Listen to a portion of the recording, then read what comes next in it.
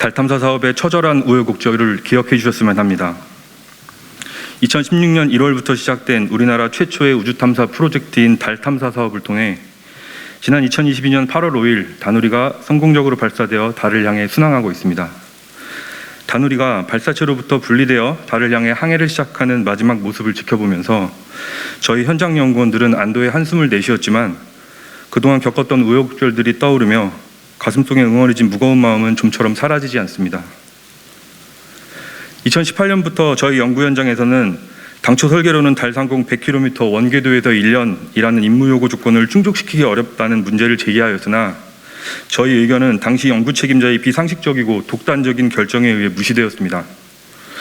또한 우리 정부에서 달 궤도선의 임무 궤도를 타원 궤도로 결정한 바로 그 이튿날 미 항공우주국 나사로부터 최소한의 과학적 목적을 달성할 수 없다는 지적에 직면했습니다. 그에 따라 달 상공 100km 원궤도에서 1년 임무를 위한 궁여지책으로서 전위 궤적을 WSBLT, 이른바 탄도형 전위 궤적으로 변경할 수밖에 없었던 것입니다. 달 탐사 사업은 착수된 이래 지금까지 결코 중단된 적이 없습니다. 항우연 등의 기관 측에서 2019년 1월부터 5월까지의 기간이 사실상 사업이 중단이라고 주장하는 이면에는 국가연구개발 사업을 관리하는 주체들의 엉성한 행태가 있을 뿐입니다. 2018년 12월에 개최한 연차평가 결과도 통보하지 않은 채로 회박 체결 지연의 책임을 현장 연구원들에게 전가하면서 계속과제 예산을 사후 소급 삭감하는 처사는 결코 유례가 없을 것입니다. 저희가 처음부터 법적인 투쟁으로 문제를 해결하려 하진 않았습니다. 2019년 10월 곽의정통부 장관께서 저희 연구 현장에 방문하셨을 당시에도 연구수당의 사후 소급 삭감의 부당함에 대하여 직접 말씀을 드렸습니다. 그러나 결국 2019년 사업 연도 내에 결정이 번복되지 않아 5개월치 연구수당의 피해는 고스란히 현실이 되었습니다. 2020년 4월부터 1년이 걸린 1심 판결의 결과 저희 원고들이 전부 승소하여 사건이 종결되리라 기대를 했습니다. 하지만 예상과는 다르게 당황스럽게도 항소를 당했고 손꼽히는 대형 높음과 싸우며 2년이 넘게 쟁송을 이어가고 있습니다. 연구수당 문제가 촉발된 지 3년 가까운 시간 동안 항우연 내부에서 책임지는 사람이 아무도 없는 것도 현실입니다. 다누리의 발사 성공으로 국민 여러분의 환호 속에서 달을 향해 나아가고 있지만 지금까지 달 탐사 사업 시행착오의 과정들이 모두 정당화될 수는 없습니다. 같은 실수를 반복하지 않도록 객관적 사실에 기반한 통렬한 성찰이 반드시 필요합니다. 우리는 달궤도선 다누리의 지식과 경험을 바탕으로 우리나라 우주탐사의 새로운 미래를 준비해야 하기 때문입니다. 2022년 12월이면 달궤도선 다누리 개발을 위한 달 탐사 사업은 공식적으로 종료됩니다. 달궤도에서의 임무 운영을 위한 1년간의 업무는 계속되겠지만 다수의 달 탐사 사업단 구성원들은 불투명한 미래를 걱정하고 있습니다. 늦어도 다누리가 달에 도착하는 12월 31일 전에는 항소를 취하하고 이 문제를 해결해 주시기를 항우연과 정부에 강력히 촉구합니다. 마지막으로 지난 7년에 가까운 시간 동안 노력했던 저희 동료들의 피땀 어린 경험과 지식들이 대한민국 우주탐사의 새로운 지평을 위한 후속사업 준비로 이어지기를 간절히 희망합니다. 또한 저희가 몸담은 직장이 우리나라의 미래를 위해 자긍심 가지고 연구할 수 있는 일터가 되도록 국민 여러분의 지속적인 관심과 격려를 감히 부탁드립니다. 감사합니다.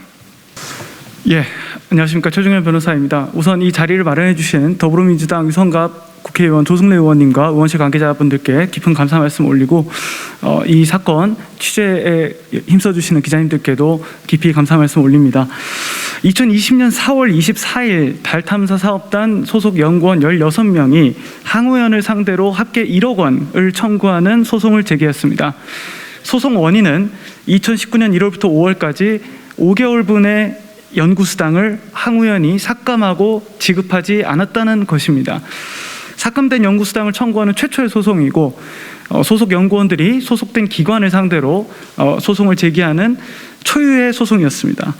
2021년 4월 14일 약 1년여가 지나서 대전지방법원은 미지급된 연구수당 약 1억 원을 모두 지급하라며 원고 전부 승소 판결을 선고하였습니다. 법원은 연구수당이 연구 업무를 수행한 근로자들에게 지급되는 임금이자 달 탐사 사업이 공식적으로 중단된 바 없이 2019년 1월부터 5월까지도 계속하여 연구개발 업무를 수행하였으므로 항우현에게 임금으로서의 연구수당 지급 의무가 있다고 판단하였습니다. 이것은 국책연구기관의 연구원들의 연구수당을 근로기준법상 임금으로 인정한 최초의 판결입니다. 그런데 항공우주연구원은 위 1심 판결을 수용하지 않고 항소하였습니다. 이번에는 대한민국에서 손꼽히는 대형 로펌인 법무법인 태평양이 연구원 측 대리인으로 선임되었습니다. 항우현은 항소심에서 연구수당은 임금이 아니다라고 주장하면서 2019년 당시에 달 탐사 사업 예산 집행률이 낮기 때문에 사실상 연구개발이 중단되었으므로 연구수당을 줄 수 없다는 다소 놀라운 주장을 하고 있습니다.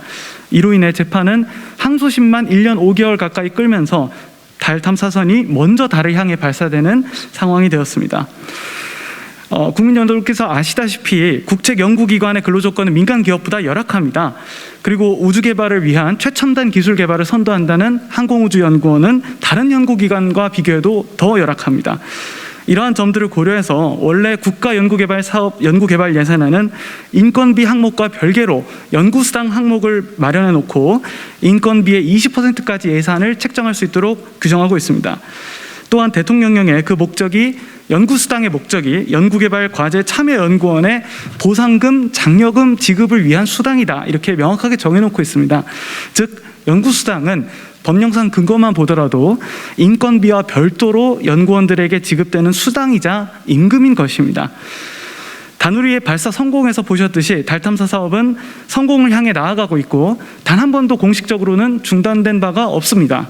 연구원들이 연구개발을 스스로 중단한 것도 없습니다. 그런데 갑자기 1월부터 5월까지는 일하지 않은 것으로 치겠다며 인건비와 연구수당을 예산에서 삭감할 수 있다면 항우현은 물론이고 그 어느 국책연구기관 연구진들도 항시 자신의 월급이 소급해서 깎일까 봐 전전긍긍하며 누구도 마음 편히 연구개발에 매진할 수 없을 것입니다. 또한 과학자로서 정확한 의견을 적극적으로 제기하지 못하고 사업이 지연되지 않도록 문제 제기를 포기하는 예스맨이 되고 말 것입니다. 2022년 12월 31일이면 다누리가 달에 도착해서 탐사를 시작합니다. 그러나 연구수당을 일방적으로 삭감당한 연구진의 재판은 아직 끝나지 않았습니다. 항공우주연구원이 계속해서 판결을 불복하면 이 소송은 대법원까지 올라가서 기약 없이 길어질 것입니다. 항공우주연구원은 지금이라도 항소를 취하하고 제1심 판결대로 연구수당이 근로기준법상 임금임을 인정하며 달 탐사 연구진들에게 삭감됐던 연구수당을 전액 지급할 것을 촉구합니다. 감사합니다. 이렇게 이야기할 기회를 주셔서 감사합니다. 기자회견문을 읽겠습니다. 정부가 국가적 성공을 이룬 연구자들의 합당한 처우 개선 요구를 무시하고 있다. 저는 참담한 마음으로 여기 국회 기자회견장에 서 있습니다. 달 탐사선 다누리호가 달궤도 진입을 위한 전이 궤도로 순조롭게 진행해 가고 있고 누리호의 발사 성공도 얼마 되지 않은 일입니다. 국민들과 여론은 이러한 성취를 이루어가고 있는 현장의 연구자들에게 많은 박수와 격려를 보내주고 계십니다. 그러나 정작 바로 그 연구자들은 이렇게 기자회견을 하고 가장 기본적인 임금 문제를 제기해야 하는 상황에 처해져 있습니다. 달 탐사선 중량 문제를 제기하고 빠른 해결을 촉구했다고 괘씸죄에 걸려서 2019년 1월부터 5월까지 5개월분 연구수당을 삭감당했습니다. 2019년 10월 결국 나사가 현장 연구자들의 문제 제기가 옳았음을 확인해 주고서야 대책이 수립되었습니다. 이 연구수당 소송은 일을 했는데도 하지 않았다고 하면서 부당하게 임금을 지급하지 않은 데서부터 시작된 것입니다. 이것은 횡포이고 갑질입니다. 이런 일이 묵과된다면 다른 사업에서도 같은 방법으로 연구수당을 삭감할 겁니다. 다누리 지상관제를 맡고 있는 연구원들은 지금 현재 교대 근무에 야간 근무까지 하고 있습니다. 휴일에도 나와서 일을 해야 합니다. 근데 그들이 근로기준법에도 명시된 정당한 시간의 수당을 받을 수 있겠습니까? 기재부는 기관 전체의 총액인건비에서 시간의 수당을 지급하라고 하고 있습니다. 그러면 기본봉과 임금 인상분이 삭감되는데 어느 누가 편하게 시간의 수당을 달라고 하겠습니까? 소송을 걸어서 이겨도 그 비용도 총액인건비에서 지급하라고 가이드라인이 나와 있습니다. 기재부는 이런 식으로 현장의 출연연의 인건비를 실효적으로 통제하고 있습니다. 누리호 성공 후에 항우현 연구자 처우 개선에 대해 이야기가 많이 나왔습니다. 무슨 의도에서인지 모르겠지만 모 신문에서는 항우연의 억대 연봉자가 수두룩하다고 기사가 나왔습니다. 저희가 억대 연봉을 달라고 했습니까? 적어도 다른 출연연 수준만큼은 임금을 보장해 주어야 구속 세대를 채용하고 성장시킬 수 있다고 했습니다. 보너스나 훈장을 달라고 한 게 아닙니다. 우주 개발을 담당할 후속 세대 육성을 위해서는 적어도 젊은 연구자들의 임금이 다른 출연연 수준은 되어야만 한다고 예산 정액 없이도 어떻게든 해볼 수 있으니 수권 상한액만이라도 조정해 달라고 했습니다. 2023년 내년 예산에 수권에 대한 사항은 전혀 반영되지 않았습니다. 이것이 우주 개발에 전력을 다한 연구자들에 대해 국가가 한 일입니다. 보너스와 훈장이 아니라 일을 더 잘하기 위해서 필요한 최소한의 요청을 했음에도 무시당했습니다. 다른 출연연에서도 연구회에서도 시기하거나 성과를 폄하하지 않고 그렇게 해야 한다고 다들 동의하고 힘을 보태주었습니다. 그러나 정부 부처의 관료들과 정치권은 그 모든 것들을 싸그리 무시했습니다. 왜 젊은 과학기술자들이 한국을 떠나는지 생각해 보셨습니까?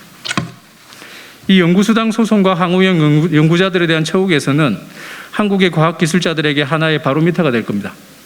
지금처럼 눈 가리고 아웅하듯이 과학기술자들을 무시하는 이러한 정부의 처사는 국가적 성공을 이룬 연구자들에 대한 합당한 보상도 대우도 아닙니다.